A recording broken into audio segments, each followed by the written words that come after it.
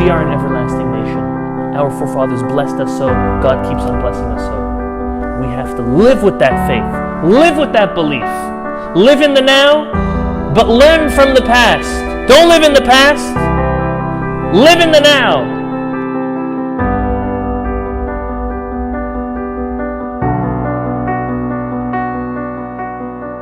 This week's Torah portion of the book of Vayikra starts with Vayikra el Moshe, Vayidaber elav me'oel moed lemor. That's again chapter 1, verse 1 in the book of Leviticus. The Zera Shimshon quotes a very interesting midrash. It might rub us the wrong way even at the beginning. Listen to the following. He says, quotes the midrash in seemingly the beginning of this week's Torah portion, Midrash Rabbah. He says, the midrash says that any Torah scholar who has no understanding, kol talmid chacham she'en bo da'at, is worse than the carcass of a dead animal. Again, any Torah scholar, any individual who dedicates a considerable amount of time and focus in their life to learn the will of God, the wisdom of God, the Holy Torah, if they have no understanding, they have no da'at, they are worse, they are considered to be worse than the carcass of a dead animal. As we say in Hebrew, a nevela. So the Zera Shimshon says, ooh, that's a very, very harsh terminology. Comparing someone who dedicates a large portion of their life to studying the Torah, isn't that what God wants from us? Without any understanding, worse than this dead animal. He says, first of all, why are you picking on the dead animal? Why, out of all things, the carcass of a dead animal? Why specifically is the Midrash saying and comparing to the carcass of a dead animal? And he further asks, 1 second, a Torah scholar is normally someone that's wise. Doesn't mean that they were born wise, that they are smart, but they worked on themselves and they've amassed a certain amount of knowledge. How could the person have amassed that amount of knowledge but have no da'at, have no understanding? It's an oxymoron. If you are a Torah scholar, if you but someone who learns the Torah, understands the Torah, lives with the Torah, how could you have no da'at? How could you have no understanding? So the Zera Shimshon brings from one of the foremost commentaries on our Talmud, the Maharsha. Anyone who learns Talmud, a little bit of depth, cannot continue learning, especially a Tosafot, without the Maharsha. The Maharsha says, you know what the understanding means in this situation? Understanding means that the individual does not recognize, does not put the connection that whatever happens to them is directly ordained by God. And resorting back, what does it mean, a Torah scholar that does not have any understanding? Zera Shimshon explains, it means a Torah scholar who something happens to them and they're left in question and they're left almost believing but not believing, or accepting but not accepting.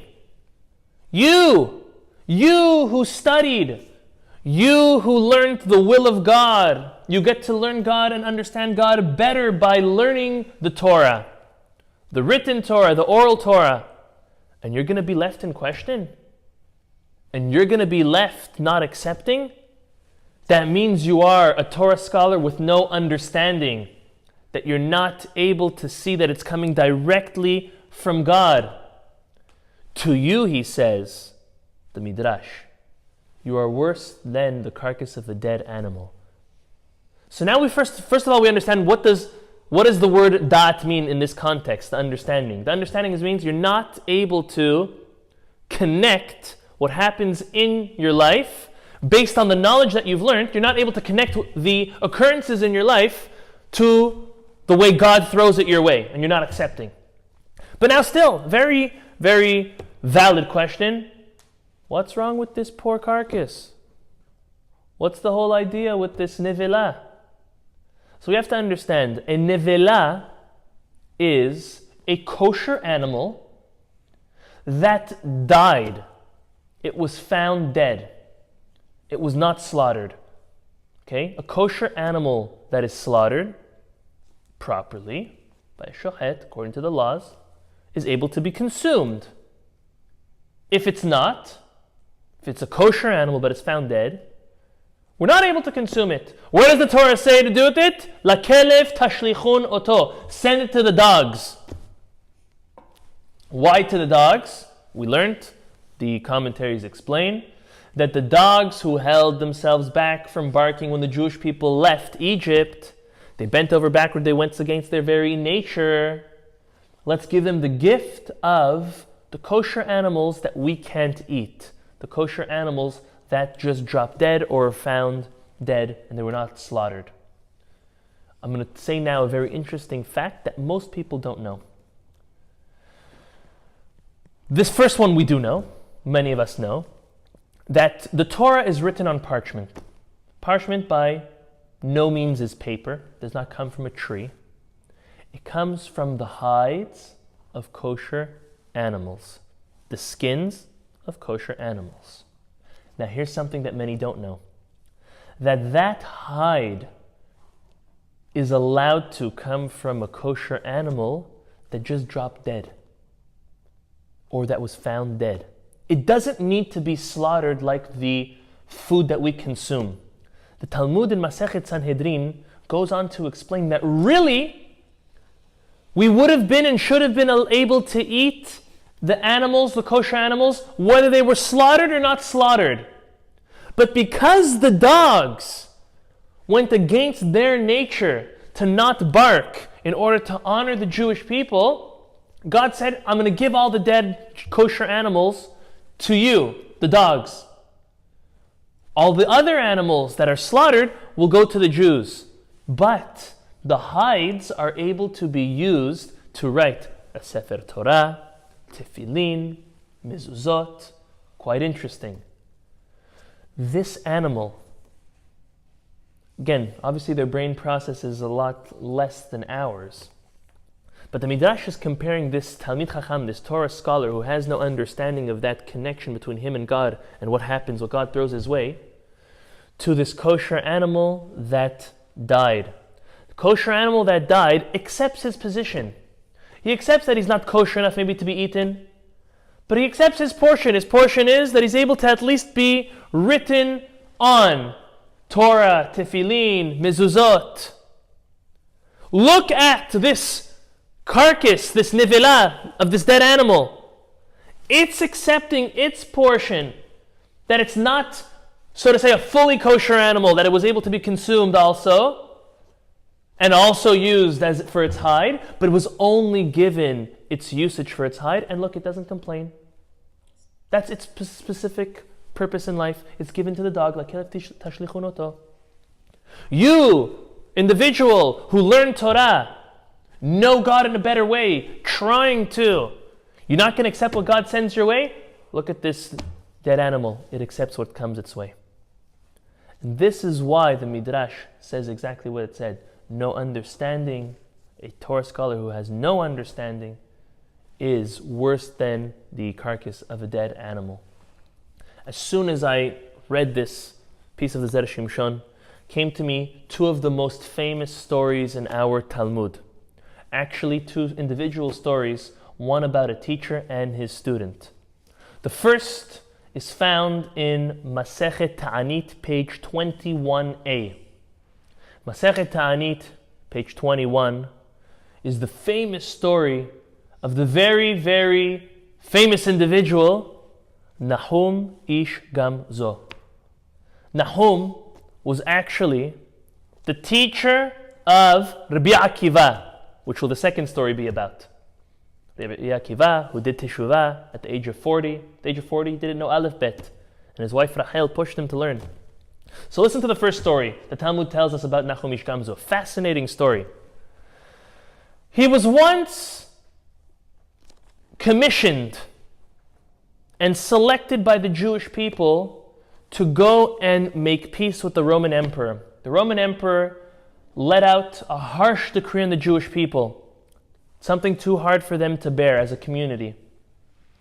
And all of the wise men came together and they said, who can we summon and mandate to go on our behalf to go speak to the emperor to abolish this horrible decree from the Jewish people? They said, who could be better than Nahum ish Gamzu? Now, I'm going to exactly translate what that means in a moment. So they prepare a chest, they fill it up with gold and jewels, great prizes for the emperor to bribe him in trying to get rid of this horrible decree for the Jewish people. On his way, he had to stop by an inn, sleep the night. In the middle of the night, two bandits break into his chest, steal all the gold and jewels, and they fill it up with dirt. So this way it would be almost as heavy as before, and that Nahum wouldn't feel it, and he'd go and he wouldn't be able to catch them. He's going and he's continued traveling. There's two interpretations based on the Mefarshim, if he actually opened up the chest and figured it out before giving it to the emperor or not. Those that say that he opened it and saw, he says that he had such a good belief in God, when he opened it and he saw that everything was stolen and replaced by sand and dirt, he said also, Gamzu letova, that's also for the good. That's why his name was Nahum ish Gamzu, that everything was for the good. He was known to always say that. And then, when he gave it to the emperor, he was relying on a miracle. Others, like the Marsha, who we mentioned previously, he was of the opinion to take those words out of the Gemara, that makes no sense. Why would he give a chest looking like it would be full of gold to the emperor when he's trying to ask for the decree to be abolished, and it would be actually full of dirt and sand? So there's two different opinions. But regardless, he comes and he presents this to the emperor. The emperor says, oh, so nice of you to bestow such wealth upon me. Sure, the decree is abolished. Let's open up and let's see what's in there. Open up, ta-ra-ta-ta, and it's sand, and it's dirt. And actually kash also, there was some hay in there, the Talmud says. So now Nahum ish Gamzu, if you didn't see it before, now he says Gamzu letova. And he sends him to jail. And he said, now, the emperor says, not only am I going to kill you, I'm going to kill all the Jewish people. The decree is going to be even worse. The Talmud says, Eliyahu Hanavi, Elijah the prophet, appears as one of the advisors of the king and tells the emperor, don't take this sand so lightly. Maybe this is the same sand as their patriarch Abraham. Abraham fought against the four kings. And what did he do? He picked up sand, he picked up the dust of the earth, he threw it at his enemies, and they turned into swords and arrows, and they won the war. Let's see if this is the same sand. He says, sounds a little spooky to me. Nice imagination, but let's try it. He was actually engaged in war at that very moment, and he sends some of the dirt to his generals at the battlefront. They take the sand, they throw it at their enemies. Lo and behold, they win the war.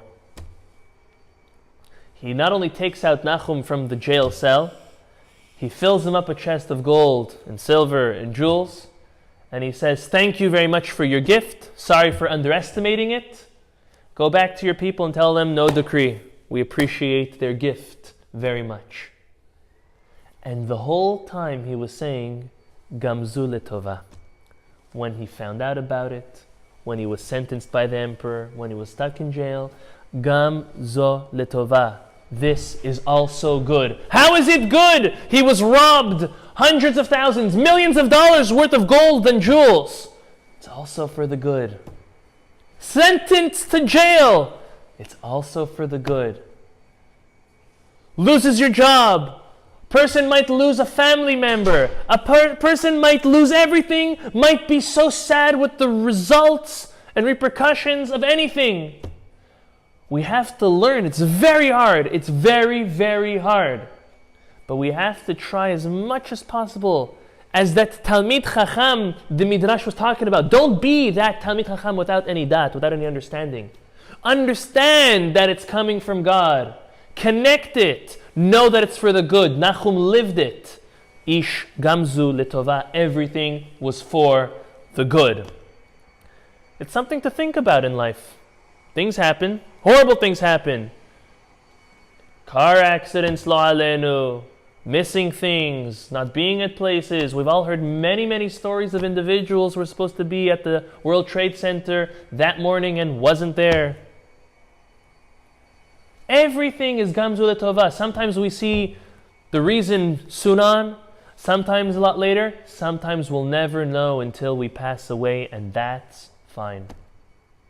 When a person lives with a strong emunah in God, strong bitachon, strong understanding of His involvement in our lives, then we can really get up and proclaim gamzu letova. Now listen to the second story of his student, Rabbi Akiva. Rabbi Akiva was pursued in his life. He was disseminating Torah in one of the most powerful ways. Can you imagine, with no social media and no recordings and no Facebook, no microphones? 24,000 students, Ribono Shel Olam. The reason the Torah survived after the 24,000 students passed away is because he nominated 5 new students and taught them everything he knew. And the Torah continued. Amongst them, Rabbi Meir, Rabbi Shimon Bar Yochai, amongst the famous ones. It's all thanks to him. So he was pursued.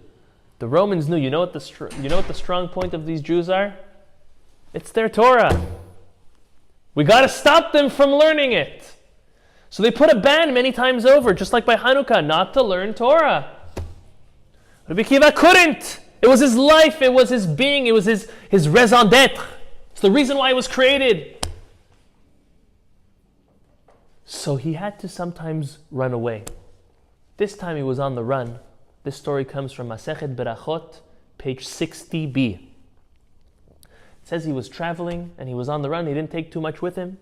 He had 3 items with him. He had a donkey to ride on. He had a rooster to wake him up in the morning on time for prayer.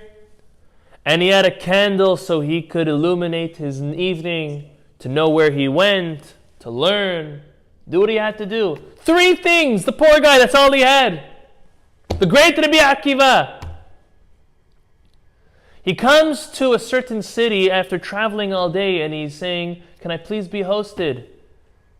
And he knocked on every door and every single person told him, "Sorry, we don't have room for you."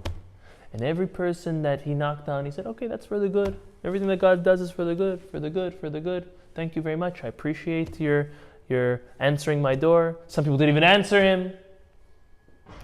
After going through the whole city, not finding anywhere to stay, he said, "Okay, I got to camp. I got to camp out. It must be for the good. God didn't let me stay by this city. It must be for the good." So he goes and he camps out a little distance, a small distance from the city. Prepares himself. He's got nothing to prepare, right? I guess he parks his donkey. He prepares his chicken, his little rooster, and he keeps his lamp close by. Middle of the night, he's there, and he all of a sudden hears growling in the forest. Growling and growling and growling. Next thing he knows, his donkey's gone. A lion pounced it and took it away and ate it to shreds. And he says, and I'll quote to you the terminology of the great Gemara. It says, "Kol ma de'avid rachmana letav avid." Everything that God, Rahmana, the All-Merciful, does is for the good. Continues a little more, and then he hears a little bit of a smaller growling. Next thing you know, a fox pounces on his rooster and he's left roosterless. It's okay. Whatever God does is for the good. Little more passes, and a strong wind comes and blows his candle out, and he said, "Everything God does is for the good, and I'm left with nothing, but that's for the good." Ridiculous, naive? I think not. Listen to the next thing the Talmud tells us. Talmud says that evening there was a group of bandits that ransacked, stole, and even killed many people from that city. The city he was supposed to stay in. And then, all of a sudden, everything connected. He said, thank God that each and every one of those residents refused me, because it could have been me. Thank God that the lion ate my donkey so they wouldn't have heard it bray in all of the commotion. And thank God that the fox ate my rooster so it wouldn't have made noise also in the commotion. And thank God the wind came and blew out my candle so they wouldn't have seen from a distance in the forest a candle lit. And he ended off by saying, everything that God does is for the good. Thank you, HaKadosh Baruch Hu. We have to look for these type of situations in our life. We have to try to look for them, locate them, find them, gain strength upon them. Each of us in our lives. I'm not going to tell you, look in the future, look at what's bad right now and how's it going to turn out for the good. That's a very big madriga, it's a very big level. Look in retrospect. Sit down. Make yourself a map of your life and look and see, where was I? What did I lose? What did I want and I didn't get? What turned out horrible and bad and bitter and gloomy at the moment? And where has it taken me today? Are we in a better place? Are we still waiting for that better place? But kol ma de avid rahmana letav avid. Everything God does is for the good.